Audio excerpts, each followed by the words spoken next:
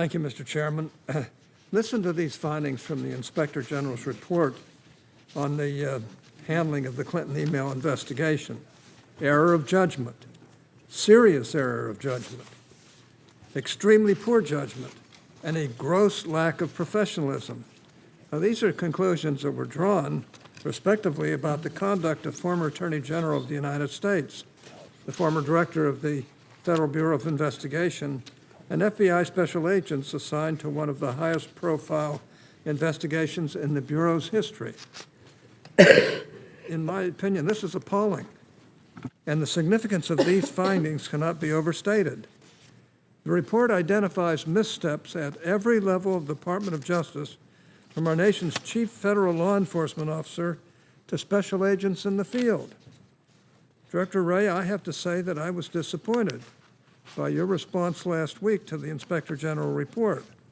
And while you admitted that the report found errors of judgment, you took pains to emphasize that the report focused on, quote, a small number of FBI employees, unquote. Well, let's remember who that small number of employees was. The director of the FBI, the deputy director of the FBI, the leader of both the Clinton email investigation and the Russia investigation. These were not junior field agents. These were senior agency officials. They were running two of the most important investigations in the Bureau's history.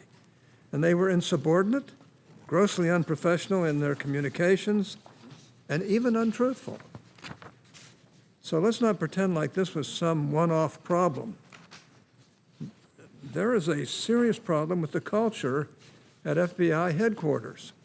Your statement last week seemed to suggest we shouldn't worry too much about the events detailed in the Inspector General report because the report focuses on a small group of individuals and events. Well, I think that's exactly backwards. If we can look at only one or two investigations and find this much bias and unprofessionalism, I can only imagine what else is out there and what the Inspector General found about the conduct of senior Bureau leadership. I'd have to say he found out that it would certainly, in my opinion, be damning.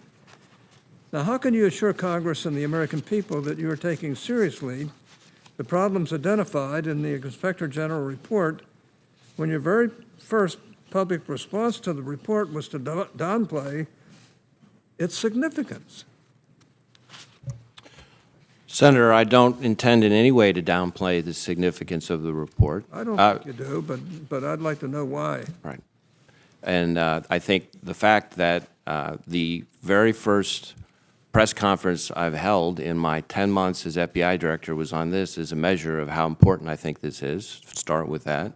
Second, the steps that I've outlined that we're going to be taking are very significant, including, just as an example, but I could go on, convening every single SES employee in the entire FBI to come for a full day of training specifically focused on this as a measure of how seriously I take this. We're going to have the people whose conduct is highlighted in the report handled through our disciplinary process and held accountable as is appropriate. But my comments the other day are a measure of my view of the FBI. I don't have to imagine what happens in the FBI. I see the FBI up close every day, investigation after investigation after investigation, including in Utah, including in the states of every state represented up on this dais. And I can tell you that the conduct, the character, the principle that I see in those people every day is extraordinary and would be an inspiration to the members of this committee, and that was my point. Okay, there should be no doubt that these errors cast a cloud over the FBI's handling of the Clinton email investigation and the investigation's credibility. Now, even more troubling is the irreparable harm to the FBI's reputation for neutral fact-finding and political independence. Where do we go from here? Now, you kind of indicated that. Right. I think we start by reminding everyone in the FBI, which, as I said, I think the vast, vast, vast majority of the people who work there already know this, but I'm not going to leave that to doubt. Okay. That objectivity and the appearance of objectivity have to permeate everything we do. And that starts with, much as the lessons that have been described in this report chronicle, that starts with being focused not just on the result, but on the way you get to the result. That means following our processes, following our guidelines, following our long-established norms, to use the Okay, phrase in the report. I accept all Yeah. that. Now, I want to thank Inspector General Horowitz and you, the FBI Director Ray, for being here today to help answer that question.